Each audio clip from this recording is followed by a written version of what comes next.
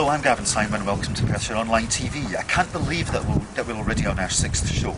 It's been quite a couple of weeks here in Perthshire. A recent planning application approved by Perth and Kinross Council Development Control Committee has heralded the proposal for demolishing the City Hall and the proposal to build a city square in its place. There's been a lot of controversy on this subject, and there will continue to be so as there's still a decision-making process to happen. That decision-making process includes Historic Scotland and then their decision or their proposal as to the final decision by the Scottish Parliament. So we thought we'd take the opportunity while it's still here to film outside the City Hall. So Lindsay, we're on episode 6. That's over 5 hours of programme on Perthshire that's over live to the world at this point in time. We've over 2,000 viewers per episode. Where are the viewers coming from? Because they're not all just from Perthshire, are they? Not at all. We've talked about it before. We've had viewers from the USA, from Malta, Africa, Portugal, Germany, Canada, loads from everywhere. It's fantastic. Not bad for the pilot episode. No, not bad. Any special requests this week? Well, we've had some comments about your rather extensive tie collection. Oh, I think another new one today. Good starting today. Absolutely. I've got to say hello to Tanya in Hampshire, Hayden in Madeira, Dave in Leamington Spa, and Walt in Texas. So we're big in Texas. Apparently so. I'm thinking maybe we could plan some on-location filming there to sort of strengthen our joint Texan-Perthshire relations. Yeah, something a bit like a global come down with me, Absolutely. perhaps, with all these local producers that we've got. Absolutely. US visitors are always welcome here, and I would say we should round up all of our food producers that we've been talking to recently and throw down the gauntlet. Completely. So if you're a local food producer and you'd like to get involved, you can contact us on info@PerthshireOnline.co.uk. So, it's on with today's show. We filmed our introduction to today's show from outside Perth City Hall. I'm delighted to say that later in the day we're actually here in Parklands Hotel, which is much more, it's a beautiful hotel. There's been much controversy with regards to the City Hall over the past few months and indeed over the past couple of weeks as well. Perth and Kinross Council Development Control Committee have approved the demolition of Perth City Hall and the building of a city piazza. Now, there has been lots of controversy around this, and I'm delighted today that we are speaking with ex-Chief Executive of Perth and Kinross Council, Jim Cormie. Jim, welcome to Perthshire Online TV.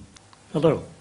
So, Jim, candidly, I've read articles that have mentioned that you feel that the decision by Perth and Kinross Council at this point in time to demolish the City Hall and look at creating a piazza is a bit of a flight of fancy. Generally, what is your personal view on the situation at this point in time? Well, the Council have been hell-bent on this idea of forming a city square for some time now. I don't know what started it.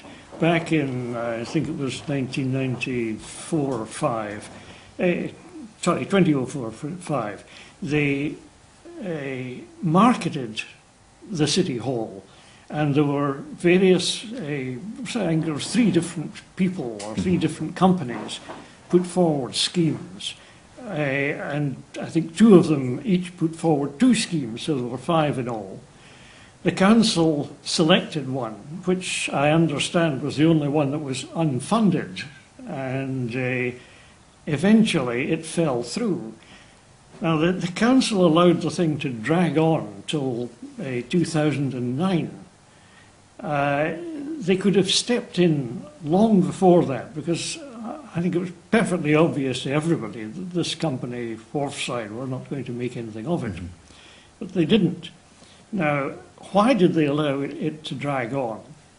I have personal suspicions about it. I think they had made up their mind that they wanted this civic square. I think that it may have been in their mind if they allowed the City Hall to remain there. The public were beginning to get restive about it. Mm-hmm. They were very concerned, I would say, because they did not want to see another St Paul's Kirk saga. Right. St Paul's Kirk being the church which is at the top end of the High Street and which has been in a very dilapidated state for decades. It has, yeah. And the public have been concerned about that. I think they were anxious that the City Hall was going to be allowed to fall into the same condition. And I have no proof of this, but I do suspect that having decided that they wanted a civic square, this was a good way of promoting it. The council then went to a firm of consultants, I would say, to get justification for the action that they wanted to take. And consultants, being consultants, were able to provide such justification. Now, during the course of this, obviously it came to the notice of the public that the council were proposing to demolish the City Hall, and obviously there was a range of views expressed. As a result of this, Jim Provan, who was an ex-Euro MP, he called together a number of prominent citizens with a view to discussing the project and see if anything could be done to save the hall or part of the hall. And it came up with the idea of saving the front part of the hall, the part facing King Edward Street, which is the most prominent part of the hall. The idea was that the main part of the hall could be demolished. The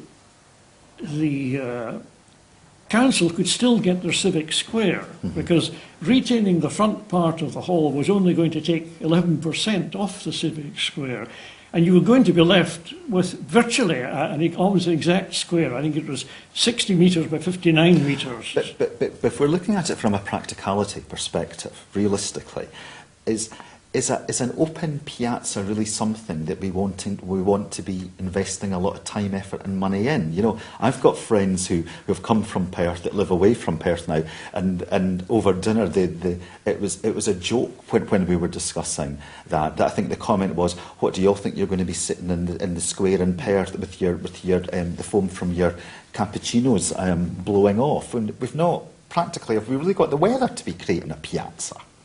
I think it's totally ridiculous. It's going to create a wind tunnel. It's open. The idea of preserving the front part of the building would have helped to reduce the wind tunnel effect, but it's something that's not needed and not desirable in this country. We don't have the climate for it. The most ridiculous comments have come from the council, like a civic square which will rival the finest squares in Europe. I quote you with that remark. And it's nonsense. If you know anything about civic squares in Europe, they're striking places with striking buildings round about them. This square that would be created would have one listed building, the St John's Kirk, which is a Grade A listed building, which is a magnificent church inside. But outside, it's rather squat. It's not a big dominating feature. And the rest of the buildings round about it, the best of them are mediocre, and the rest are even below that standard. So there's nothing in the square to attract people. An open square, well, what are you going to get? At the present time, the residents around that square have trouble with drunks and drug addicts and